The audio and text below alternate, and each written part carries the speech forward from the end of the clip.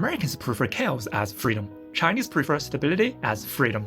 Well, free from government is the US version of freedom, because America was born out of an uprising from British oppression.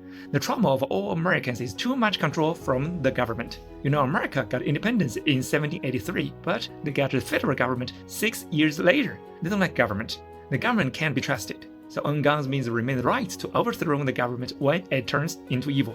And individualism is the core of American freedom. You can be whoever you want to be, do whatever you want to do, and the whole society. Not on the top priority. Yeah, we all know Americans believe in American dreams. But what is the American dreams essentially? It's chaos.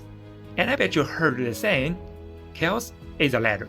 Historically, when the American dreams are alive, the American continent is in chaos. Not so many oligarchs, not so many billionaires, not so many noble families, only indigenous Indians and bisons.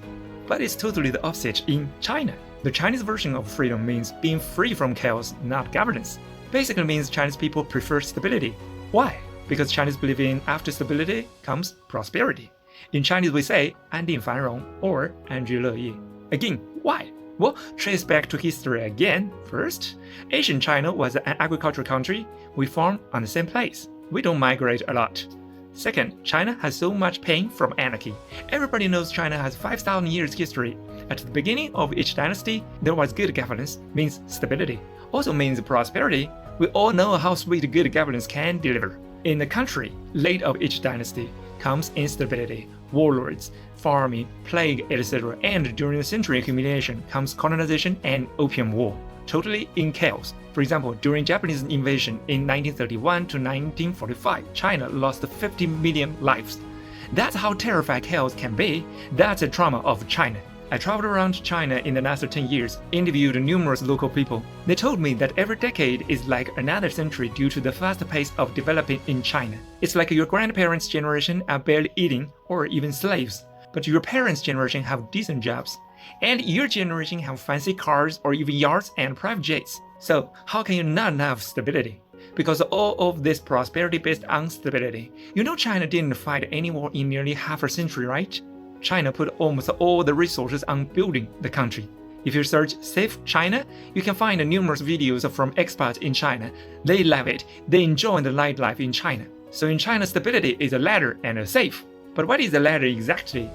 Education and globalization. Stability means your future is predictable and achievable if you work hard. You only need to be qualified. In the Asian era, the ladder is imperial competitive examination. In the modern day, it's education. Well, specifically, it's called Gaokao.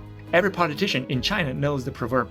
Stability is the first priority, so the Chinese version of freedom is based on stability. So this is the consensus of Chinese society. I just need to say one thing, that every student of China has to learn English. Normally, 10 years and beyond. More than 140 million Chinese knows English in different levels. Why? Preparing to hack globalization. Here, education means stability and expectation. Globalization means prosperity. The most culture shock here is both Chinese and Americans can't understand the mindset of each other. Now you know why, right?